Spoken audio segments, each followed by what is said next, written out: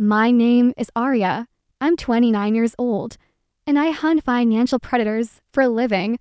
Right now, I'm standing 20 feet away from my family at the international terminal. They're clinking glasses of airport champagne, weaving first-class boarding passes to a private island like they just won the lottery. They think I'm at home, curled up on my couch, devastated because they couldn't afford to bring me along. They have no idea that every dollar funding that vacation was stolen from me. They also don't know I've been tracking their spending for 90 straight days, documenting every charge in silence, waiting for the total to cross exactly $82,000. Why that number? Because $5,000 is a family argument. $30,000 is a civil case that drags through courts for years while everyone pretends they're the victim. But $75,000 and above, that's federal. That's prison time. That's where family stops being a shield and starts being a confession. I've let them walk right up to that invisible line. And now, with a single tap, I'm about to pull the plug and show you exactly how a cybersecurity analyst flips the kill switch on her own blood. Before I do, tell me something in the comments. Have you ever discovered a secret that made you realize your family were strangers? The International Terminal LAX is designed to make you feel like a tiny, replaceable piece of global traffic. Fluorescent lights watch everything in the same flat glow. Announcements blur into white noise. But my family looked like they owned the place.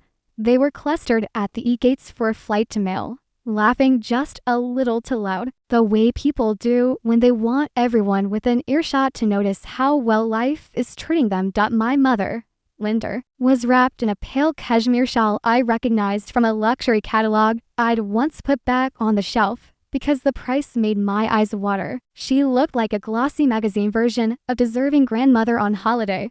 Her manicured fingers wrapped around a stem of complimentary champagne. Next to her, my older brother Nathan and his wife Paige were taking turns posing with the first class sign. Nathan held the boarding passes high, fanned out like playing cards, perfectly visible in his selfie. "We earned this," he announced, loud enough for everyone in economy to hear. Finally, 10 feet away, I leaned against a concrete pillar near the duty-free displays, half hidden behind a rack of discounted perfume. No cashmere for me, just a black hoodie, faded jeans, running shoes, and a heartbeat firing so hard it felt like my ribs were vibrating. My phone was already in my hand. Banking app opened. At the top of the transaction list, a pending charge blinked back at me. 20-$4,000. Maldives Resort and Air. 3 days earlier, my mother had called me sobbing. She said they couldn't cover my father's insulin, that they were choosing between groceries and medicine. She let her voice crack on the word insulin like she knew exactly which string to pluck in my chest. I opened my banking app then, too. My thumb had hovered over the transfer button. I almost sent it. Almost. Instead, I set an alert. Any large charge on the cards tied to my social security number, I'd get a push notification that insolent money had just purchased their overwater bungalows. I didn't cry. I didn't storm over and drag them out of line, screaming accusations they'd twist into proof I was unstable. That's what the old version of me would have done. The version who believed, but we're family was a binding contract instead of a loaded weapon pointed at my head. That's what a victim does. I'm a certified fraud examiner and cybersecurity analyst. I don't throw tantrums. I build cases. I gather timestamps and IP addresses and device fingerprints. I know exactly which button to push and precisely what happens inside the system when I do. My thumb hovered over the red option at the bottom of the screen. Report fraud, lock all accounts. Nathan stepped up to the gate scanner first. He handed over his boarding pass with that arrogant little flick he uses when he's certain he's the smartest person in any room. The machine gave a bright, cheerful beep. Green light, gate open. He grinned at Paige and started to step through. I tapped my screen. Confirm. From my side, it was just a gentle tap, a whisper of pressure against glass. Inside the bank's infrastructure, it was a missile. In milliseconds, the signal hit the server. The fraud detection engine recognized the pattern I'd carefully documented over 90 days. high-ticket luxury travel, out-of-pattern merchant locations, maxed credit lines tied to a single compromised identity. The algorithm slammed shut every account, card, and line of credit connected to my social security number. Code red lockout. Full freeze. Page went next. She smiled nervously at the gate agent, held out her boarding pass, and waited for the happy beep that would confirm the world was still spinning in her favorite dot instead. The scanner let out a long, ugly buzz. A red light pulsed. The agent's professional smile faded. She frowned at her screen and began typing. The line behind them shifted restlessly. Passengers craning their necks. Nathan turned back, annoyance flickering across his face. What's the holdup? One moment, sir. The agent's tone dropped into that clipped, formal register customer service uses when they know something is very wrong. She picked up the black phone on her desk. I need to verify something with the issuing bank. I watched my mother's face from behind the perfume display. She didn't look confused. She didn't look wronged. She looked hunted. Not the panic of an innocent woman caught in a misunderstanding, but the cold, paralyzed terror of a parasite realizing the host has gone still. The agent's voice carried just far enough to reach the people behind them. And me. Double quotes, sir. I'm afraid these tickets have been canceled. The credit card used to purchase them has been reported as stolen. The bank has initiated a code red lock on all associated accounts. Stolen. Nathan laughed, but the sound came out wrong. Too tight, too wet. That's my card. Run it again. It's obviously a glitch. I'm sorry, sir. Security is on their way. Please step aside. The line behind them erupted into mutters and complaints. Travelers craned their necks to watch the drama unfold. Paige went pale. One hand pressed over her mouth like she might be sick. My mother swayed slightly, clutching her cashmere shell like it could shield her from what was coming. Nathan started to unravel. He dug his wallet out and slapped a physical card on the counter like he could brute force reality with enough plastic confidence. I knew that card number too. Dead on arrival. A cold, crystalline wave of satisfaction rolled through me. Not joy, not revenge. Something cleaner than that. And much, much harsher. It was done. In less than 5 seconds, I had saved my credit, documented a clear pattern of identity theft, and publicly stripped them of the performance they cared about more than they ever cared about me.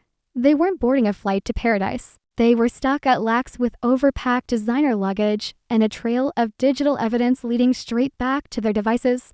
A perfect, clinical win.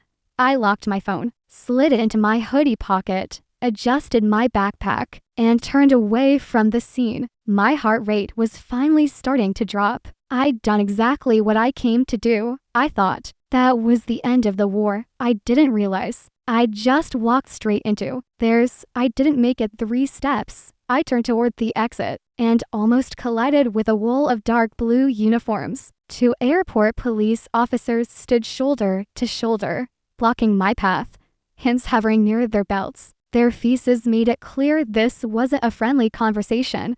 Ma'am, the taller one's voice was sharp. Stop right there. Drop the phone. Behind me, Nathan's voice sliced through the terminal noise, pitched perfectly between outrage and wounded innocence. That's her. She's the one. She's executing a remote wipe right now. I froze. Before I could even reach for my lock button, one of the officers snatched the phone from my hand. Screen still awake. Banking app still open. She hacked my accounts. Nathan was shouting now, pointing directly at me, his hand shaking just enough to read as trauma on camera. She stole my phone earlier, cloned my credentials, and now she's wiping our assets because I wouldn't lend her money. She's been stalking us online for months. He straightened his shoulders, summoning authority. I work in cyber operations. I know exactly what this looks like. Check her device. She's running a script. It was a beautiful lie. He didn't over-explain. He didn't get technical enough to trip himself up. Just the right sprinkle of jargon to light up every fear a local cop has about digital crimes they don't fully understand, but are trained to treat as dangerous. He weaponized his job title against my entire reality. Turn around, the officer ordered. Hands behind your back. I am the account holder. I kept my voice level even as my pulse hammered so hard I could taste metal at the back of my throat. He's the one who's been using stolen. Turn round. Now, cold still bit into my wrists as the cuffs clicked shut. They walked me backward until my shoulder blades hit the glass wall of the terminal. People stopped rolling their bags to stare at the hoodie-clad women getting taken down, while the well-dressed family by the first-class gate looked on with wide, wounded eyes. My mother pressed her hand to her chest like a fragile soap opera matriarch suffering the vapors. Paige's eyes were wet and glassy, but her lips stayed sealed. Not a single word in my defense. Nathan approached the police line. His face ranged into a perfect mask of concern for everyone except me. I just want my family to be safe. Officer, he said, voice trembling with practiced sincerity. She's unstable. She's been obsessed with us for months. Then he leaned in close, near enough that only I could hear him over the boarding calls and ambient chatter. Up close, his eyes were flat and bright, like polished stones. No warmth, no hesitation. You think you're clever, he whispered, venom soft and precise. You think you can humiliate me in public and walk away? I'm going to bury you in paperwork. You like courtrooms. Good, you're going to live in them. When I'm done, you won't be investigating fraud. You'll be wearing it as a conviction. He pulled back, shaking his head sadly for the watching crowd, performing the heartbroken brother forced to turn in his troubled sister. They marched me away. A few minutes later, I was in the back of a patrol car, wrists cuffed behind me, staring through the mesh divider at my own reflection in the plexiglass. Hood up, jaw clenched, eyes burning. I'd spent my entire career tracking predators through screens and data trails. I hadn't realized one of them was building a case against me this whole time. Most people would have been hyperventilating in the back of that patrol car. Honestly, I probably should have been. Nathan had flipped the narrative in under 60 seconds. He had the cops' attention. He had my phone sealed in an evidence bag. He had a story that painted me as the crazy sister with a grudge and a keyboard. But I wasn't scared. I was doing math. Nathan thinks he's a hacker because he can reset passwords and copy-paste scripts from YouTube tutorials. 3 months ago, he thought he'd hit the jackpot. He broke into my cloud drive and found a file called Master Passwords, saved as a simple spreadsheet. He probably felt like a god when he opened it. What he didn't know was that in my world, we don't just build firewalls, we build mousetraps. I specialize in insider threat detection. I study what people do when they think no one is watching. And then I weaponize every click. Predators cannot resist an unlocked door. So I left one wide open. That master passwords file wasn't a mistake. It was a tokenized honeypot, a digital canary rigged to sing the moment anyone touched it. To Nathan, it looked like a perfectly ordinary spreadsheet full of login credentials. To me, every time he opened it, it triggered a silent cascade across my private dashboard. His public and private IP addresses, his device fingerprint, his exact GPS coordinates pulled from the phone he used to access it, timestamps accurate down to the millisecond. He thought he was quietly draining my accounts for 3 months. He didn't realize that every click, every login, every transaction was him pressing his own inky thumbprint deeper into the evidence pile. He thought he'd framed me. He'd actually handed me the shovel to bury his entire case. I leaned my head against the cool window and watched the terminal recede through the glass. Let him celebrate. Let him enjoy his little victory lap with the officers nodding sympathetically at his story. He was about to learn something no one had ever bothered to teach him. The only thing more dangerous than a hacker is the person who designs the traps. They walk into the interrogation room at Lax looked like it was designed by someone who hated color and human comfort. Equally, cinder block walls painted a shade of gray that doesn't exist in nature. A metal table bolted to the floor, to plastic chairs that creaked when you shifted your weight. A mirror humming faintly with the sound of hidden ventilation and people watching from the other side. The officer across from me looked maybe mid-30s. Dark circles under his eyes. Military short haircut. uniform that had clearly seen too many long shifts and cold coffee. He flipped through my ID and the intake form, then glanced at my phone in its evidence bag like it might bite him. To him, this was routine. Airport drama, another family dispute that got loud enough to interrupt boarding procedures. In his head, I was already filed and categorized. Emotionally unstable sibling, jealous of her successful big brother, lashed out using computer stuff nobody really understood. He had no idea I was sitting there quietly running federal sentencing guidelines through my head. My eyes drifted to the scratches gouged into the tabletop, decades of nervous fingers leaving their marks. And just like that, my brain slid backward 3 months. I was at my desk, buried in a security audit for a fintech client, when a red banner blinked across my personal monitoring dashboard. New credit inquiry. Unsecured personal loan. $15,000. In my name. I stared at the notification for exactly 3 seconds. Then I picked up my phone and called my mother. She answered on the first ring. Already crying. Aria? Honey, her voice was raw, practiced, like she'd rehearsed every quaver in the mirror. We didn't want to tell you. We didn't want to worry you. What did you just apply for in my name? I cut in. She broke. She told me Dad needed emergency vascular surgery, that insurance had denied coverage at the last minute, that the hospital demanded a deposit they simply didn't have. She said Nathan was trying to handle it, but they were running out of time. If they didn't get the money immediately, he might lose his leg, maybe his life. I'm trained to be skeptical for a living. I sniff out lies buried in transaction logs and metadata for clients who pay me extremely well to find the truth. I wired the money anyway.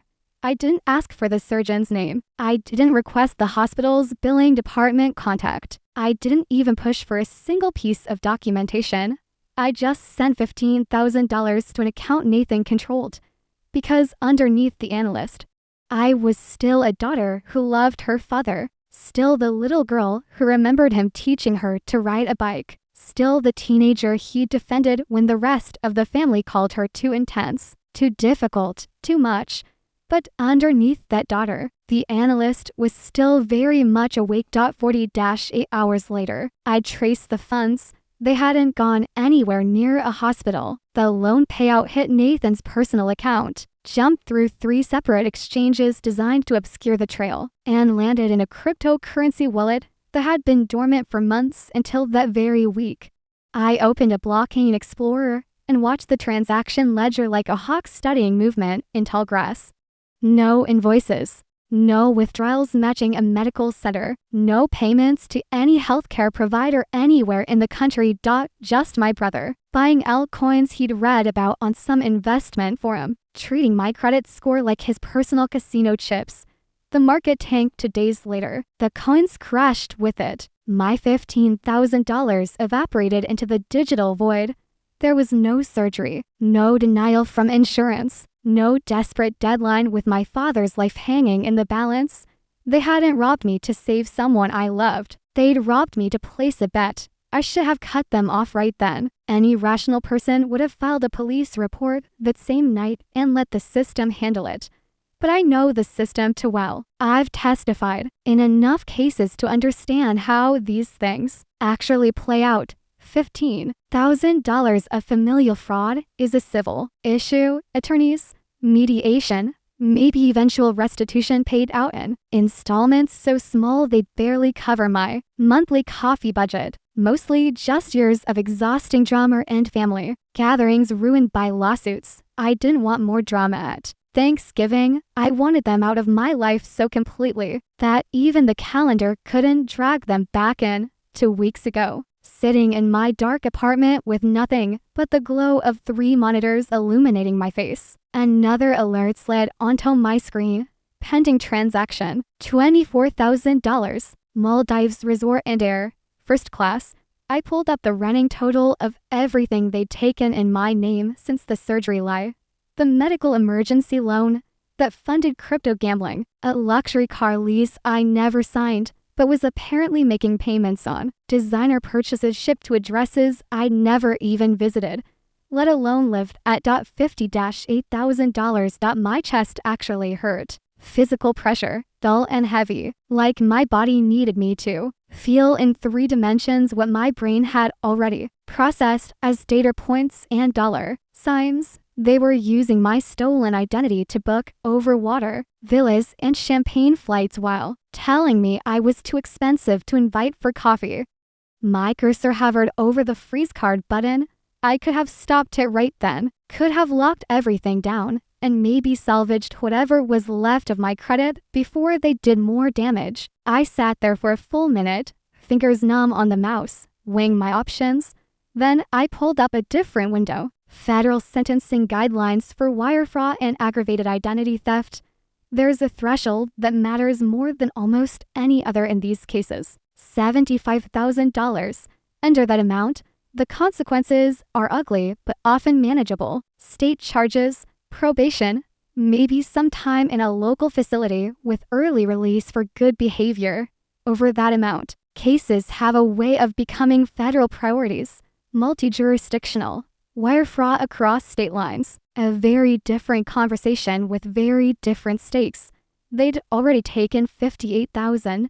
If I stopped them at $58,000, they would likely walk away with minimal consequences. Maybe a plea deal, maybe supervised probation, maybe a tearful apology my mother would deliver at some family gathering like she was doing me a favor by acknowledging what happened. I didn't want apologies. I wanted consequences sharp enough that they could never come back to my door and ask for anything ever again. So I took my hand off the mouse. I let the Maldives charge process. I let them buy the tickets. I let them pack their matching designer luggage and post photos of their boarding passes with captions about manifesting abundance and blessed lives. I needed them to cross the threshold themselves. I needed them to commit wire fraud using my stolen identity at an international airport on federally regulated payment networks with their own fingerprints all over their transaction. A sharp sound snapped me back to the interrogation room. The officer, whose name tag read Hayes, cleared his throat and slid a single sheet of paper across the table toward me. "Your brother says this is all a misunderstanding," he said, sounding tired. "He's willing to move past it. He's filed a report for cyberstalking and harassment.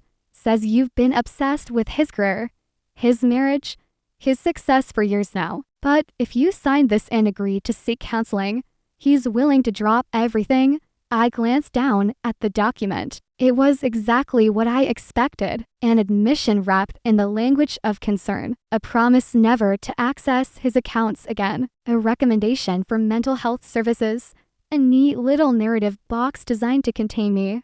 Jealous, unstable, needs professional help. It was, in its own way, a lifeline. Sign here, swallow the poison, walk out the door with nothing but a warning on my record. They'd eventually rebook their Maldives trip. I'd go back to my screens and my clients. The world would keep spinning. I felt something in my chest harden instead. For the first time since they'd put me in cuffs, I smiled. Not the polite smile I bring to client meetings. Something with edges. "I don't need counseling," I said quietly. "I need my phone call." Officer Hayes sighed and leaned back in his plastic chair. "Look, Ms. Vega, Aria," I corrected him. "Aria." He spread his hands like he was being reasonable, like I was the one making this difficult. "Your brother is alleging a pattern here. Emails, messages, unauthorized account access going back months. If you sign this document, you get a warning and you walk out of here tonight. If you refuse, I have to book you formally. It goes on your permanent record. Are you really sure you want to drag this out over family drama?" He looked at me with tired pity. He saw a hoodie instead of credentials. He saw a girl coming apart at the seams, not an investigator closing a 90-day operation. I nudged the paper back toward him with my cuffed hands. The metal clinked softly against the table. "I want my phone call." He rolled his eyes. "You want to reach a lawyer? It's Sunday night. Good luck getting anyone from the public defender's office to pick up." "I don't need a public defender," I said, letting the fear I'd been performing drain completely out of my voice. I need you to dial the FBI San Francisco field office. Ask for Special Agent David Miller in the Cybercrimes Division. He blinked, thrown off his script for the first time since I'd sat down. Dial the main switchboard. I continued calmly. Extension for 42. Tell Agent Miller the Aria Vegas case just crossed the $75,000 threshold. Then ask him if he'd like to execute the warrant he's been sitting on for the past 6 weeks. The air in the interrogation room shifted. Hayes' fingers tightened around his pen. You think this is a family dispute, I said, leaning forward as far as the cuffs allowed. It isn't. You're currently interfering with an active federal fraud investigation. I'm not the stalker in this scenario. I'm the primary complainant and a certified fraud examiner working in coordination with federal agents. My brother isn't your victim. He's your target. For a long moment, nobody moved. Then Hayes stood abruptly, muttered something into his radio, and disappeared through the door. He came back 5 minutes later carrying a desk phone with a long cord, his expression completely stripped of the bored condescension from before. They confirmed your name, he said slowly, like he was still processing. Agent Miller is sending a team to the terminal right now. He wants to speak with you immediately. Good, I said. Start with these. I slid a small, battered phone across the table, the one they hadn't confiscated, because it had been taped onto my car seat since early that morning. My burner, no social media apps, no personal contacts in the directory, just a secure communication app, and a single encrypted spreadsheet. Hayes watched as I unlocked it with my thumbprint and opened a folder labeled Case Login. Redacted, these are your family dispute transactions, I said. Every row was a data point. Date, time, amount, merchant category, originating IP address, device identifier, GPS coordinates, detailed notes, cross-references to other suspicious activity, confidence levels for each entry, wire fraud sentencing scales with total documented loss. I continued. At 58,000, he'd probably get probation and a carefully crafted story about how he made a mistake during a difficult time. At 82,000, with interstate activity and verify identity theft, he's firmly in federal territory. Mandatory minimums start to apply. I met Hayes' eyes directly. The Maldives tickets cost $24,000. The moment he swiped that card at this airport, he didn't just buy a flight. He bought himself a federal sentence. He swallowed hard. He looked at the spreadsheet, then back at me, and for the first time I could see the calculation spinning behind his eyes instead of behind mine. Then the door opened again. His partner stepped in, her face tight with concern. We've got a problem. The cloud server you mentioned in your statement, the shared drive with all the transaction logs, it's empty now, completely wiped clean. Your brother claims you fabricated everything and panicked when you got detained. So you deleted your own fake evidence remotely. Hayes' gaze whipped back to me. Whatever softening sympathy had developed hardening instantly into suspicion. You gave him administrator access to that drive. He demanded. Years ago, when you still trusted him, when I didn't answer immediately, he straightened in his chair. If there are no records left, and you can't prove any of this actually happened, I have no choice but to treat your report as potentially false. Filing a false police report is a crime. Ms. Vega, stand up. He reached for his cuffs. I laughed, not because anything was funny, because this moment was inevitable from the second I designed the trap. He deleted them, I said, which means he just confessed. I pulled up a different application on the burner phone and turned the screen so Hayes could see clearly. It was a simple monitoring interface. Red when dormant, green when triggered. Right now, it was glowing bright green. Notification. Honeypot deletion event. Canary ID. Password master 01. Action. Delete remote file set. User. Administrator. N. Grant. Timestamp. 12:28 and 4 seconds. Pacific Standard Time. Device. iPad Pro. -1.9 inch. Serial number ending 7 Foxtrot 2. Location. LAX. Gate 14. Coordinates 30-3-point-9-4-3-0 north. 1-18-point-for-0-8-5 West. Authentication. Biometric. Face ID match. 90-9-point-9-8% confidence.